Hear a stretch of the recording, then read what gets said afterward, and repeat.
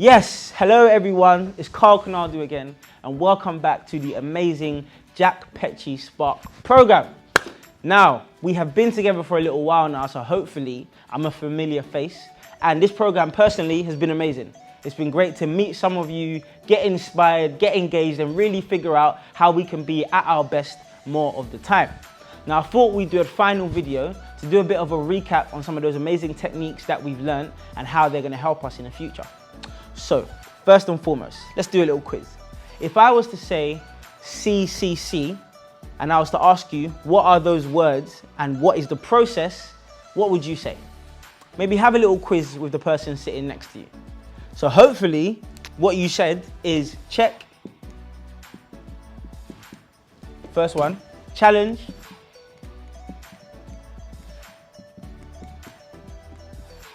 And then finally, choice. Now, if that's the process that you mentioned, as you all know, that is the great process that we've been talking about and one of the techniques that helps us identify those moments where we feel a bit stressed or those moments where, as you guys already know, we're going in the box. So hopefully, when I say in the box and out the box, you guys know what I mean, because we've touched on those amazing techniques during this program already. And we talked about how when we are being in the box, that's us not being at our best. That's us maybe being a little bit of stress, and that's how we react to certain situations, which we're going to come onto a bit later. And being out of the box is when we are at our best, is when we are at our most confident, is that we are engaged in a program, is when we are experiencing flow and really enjoying the work that we are doing, or even just the hobby that we're doing. Cool. So hopefully you guys also really enjoyed the two previous sessions that you had. One which was on assertive communication, which I've already done a video on, so if you haven't watched, go back in the Jack Petchey Spark program playlist and make sure you give it a watch. And the other session that you also did, I know, was around building your support network. And that is super key to your growth and your development, no matter how old you are. The people that you're around are key to building you, inspiring you, encouraging you, and also having the right people to lean on when things get a bit tough. So what we're going to do today, we've already talked about the CCC process, but a big part of that process is actually identifying what our triggers are. And triggers are the first word in our wonderful process that help us get a better understanding of how our mindset works. Now, part of the reason why I've really enjoyed being a part of this program with you is because, much like you, I'm trying to develop the winner's mindset. I'm trying to get a better understanding about how I can perform better. And for some of you, that's going to be trying to get better grades, trying to be a better friend, trying to be better at a certain sport. Whatever that might be, some of the things that we've covered in this program are great at getting you to be at your best more of the time. And one of the things that sticks to mind is basically mindset and the thoughts that we're thinking. So one of the labels that we used is the judge and the pessimist voice. In our heads, sometimes we've got these overly dramatic voices that are talking to us about a situation and actually result in us processing situations in a negative or more harmful way. We've identified that those can be the judge or the pessimist voices. But we also identified our friend, the realist. The voice that keeps it real with you and tells you what's actually happened, isn't dramatic, isn't overly excited, but it just keeps it real with you and helps you keep a more level head. Now, I want to talk about how we can use those techniques, the CCC process, the realist voice, and kind of having an understanding of when the judge and the pessimist voice is taking place, and use that to process those wonderful things that we call triggers, or AKA those stressful moments, and actually help us make better decisions. Now, let's get into this. So to kick off, we've already talked about the trigger. The trigger can be something that happens, a split-second response to something that happens in our life. So for example, I'm going to run you through an example in my life. I talked about before, sometimes, my trigger moments might be the way I interact with my sibling or my sister. So the trigger, I'm just going to write a trigger here, could be that could be, for example, my sister does something like move one of my things. She moves one of my belongings, or she takes one of my socks. That really irks me. So that's the trigger moment. That's the thing that has happened. After the trigger, what comes next? Let's see if you can remember. So what comes next is the thought. Because as a result of my sister moving something, my thought is then, oh, she's so selfish. She's so annoying. Why is she always touching my stuff? She only thinks about herself. So that's the thought. So next comes the thought.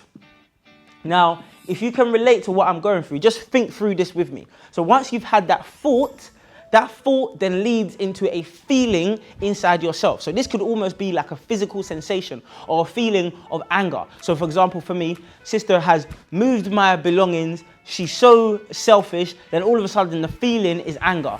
The feeling is I'm annoyed. The feeling is I need to do something about it. I need to tell her about herself because she shouldn't be touching or moving my stuff. So next up in the process is feeling. I hope you guys can read my handwriting because I know the angle that I'm standing at isn't really great, but we'll make it work. Cool. So we've got the feeling now. We've got that feeling of annoyance and anger, frustration, that we want to do something about it. What does that feeling lead to? The next is obviously behavior. We go and do something about it. So in this scenario, I'm feeling annoyed, I'm feeling angry about what's happened.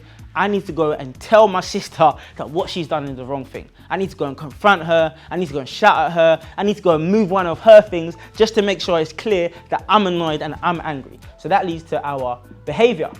Cool. Can you identify any behaviors or any things that you've done that are linked or you can relate to this type of process? So once we've had the trigger, the situation, then we've had a thought about it, then we've had a feeling that is aroused inside of us, then we've gone and behaved, we've actually gone and done something, we've gone and confronted that person, we've gone and shouted at that person, we've gone and made it clear that we are angry, we've retaliated, that leads to a result.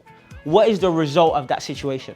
And in my example, the result of that situation is a fight or an argument or a big bust up in my relationship with my sister just because I wasn't able to correctly process this. So the final thing is result. And we have to remember, I think the key thing here is that all of the things that we are triggered by, depending on how we process them, they will end up with a result. And I think that part is really, really interesting because we've got to then decide what type of results do we want in our lives? What type of results do we want in our friendships and our relationships? What type of results do we want in our relationships with our teachers or our relationships with our classmates or in the result of the work that we are doing in school or for your business that you're going to own one day or for the work that you're doing one day? And this process just really highlights what step by step you can do to make sure that the result that you're getting is a result that you actually want. And that check, challenge, choice process is a great way for you to start thinking to yourself, when you do get that trigger, that person that annoys you or that notification on your phone or even just that thing that you see that really gets to you, what do you do with it? At that moment is your opportunity just to check what's going on. Am I angry about this? Am I frustrated about this?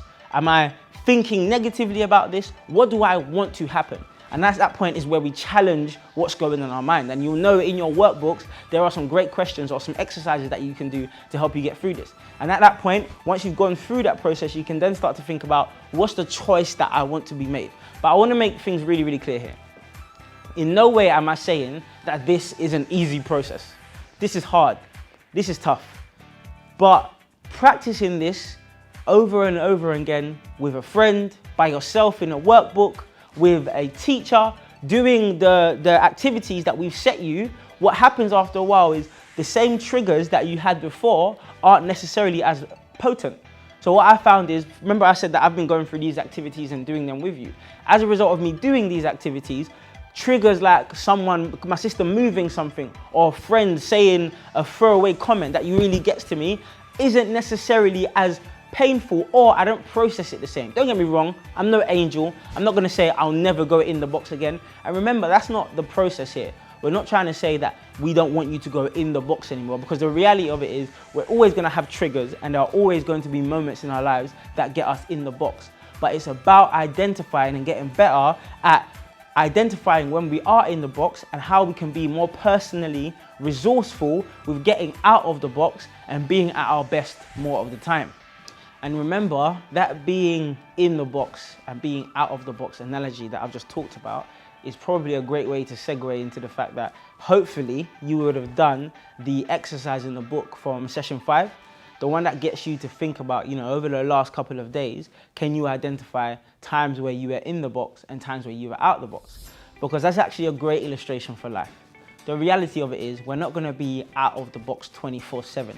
There's always going to be triggers that get to us. There's always going to be situations and just emotions that help us or that result in us going in the box. That's cool. It's just about identifying and using techniques like CCC to help us be more resourceful and to get out of the box and to help us be at our best more of the time. But if you haven't, and even if you have, please go back over that exercise in your workbook from session 5 and really just try to think to yourself, what are the times or what are those moments where I was in the box and what are those moments where I was out of the box?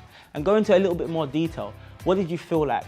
What caused it? What was the trigger? What was going on? And so if you can start to see any patterns develop, you can start to identify what you need to do to stay out of the box and what you need to do if you do go into the box, what you need to do to get out of the box. So I think that part is really key. So my friends, just before we close, essentially, one thing I want to introduce to you guys is the term your inner coach. Because what I'd love for us all to be, instead of me just being the coach on the video, you can develop your own inner coach for yourself. So similar to how we've all got an inner critic, and that inner critic is basically our judge and our pessimist voices, our inner coach is our realist voice. Our inner coach is that one that tells us, okay, even if we're not that good at maths right now, we can get better. We can work harder at it. We have got the work ethic. You can give this a try. It's not gonna be disastrous if you go up and put your hand up and ask a question, or you go and try and do this presentation. So that inner coach is always gonna be encouraging you and uplifting you to go and try and do something and go and try and do something better. I'm not just talking about positive self-talk. They're very different, because we're not trying to create people who are just deluded. Instead, we're talking about the realist voice, because the reality of it is, majority of things, you can give it a try. You can give it a go. And there's a lot of things that you are talented and that you are good at. So I really want us to get into the frame of mind of being our own inner coach. Because at some point in life, you won't have a teacher. You might not necessarily always have a boss around who's encouraging you and telling what to do. So you can do that for yourself. You won't always have mum or dad around to do that for you neither. So if you can start to develop that inner coach for yourself, it's gonna work absolute wonders for you. So, my friends, we've talked about triggers, we've talked about the check, challenge, and choice process, we've talked about mind traps, we've talked about so many different things all over the whole program. I wanna leave you with this message. Like I said in the beginning, the only person that you are destined to become is the person that you decide to be. Please, decide to be great. Decide to be the best version of you. Don't look to your left or to your right, to your classmates. Don't even look at your teacher. Look inside of yourself. Who do you want to be? What do you want to achieve? And some of the tools and techniques that we've talked about on this program can help you do that. So whether you're a future teacher, a future engineer, a future basketballer, rugby player, actor, actress, whatever it is, I want you to be the best version of you. And that's why I'm so encouraged and inspired that you've gone through this program with us. And even if you haven't been able to do all of the activities and all of the exercises, there's still time. They're yours to take away and yours to do. So please, stay engaged with the program. Stay engaged with all of the exercises that we've set on your workbook. Stay engaged with me. You already know my name is Carl Kanadu, and you can find me on all social media platforms. Follow my Insta, follow my Twitter. It's Carl with a C and Kanadu with a K. I'd love to hear from you and hear a little bit more about how you're doing. It's been amazing being a part of this Jack Petchey Spark program, and I hope you all stay inspired and keep doing great work. Until next time.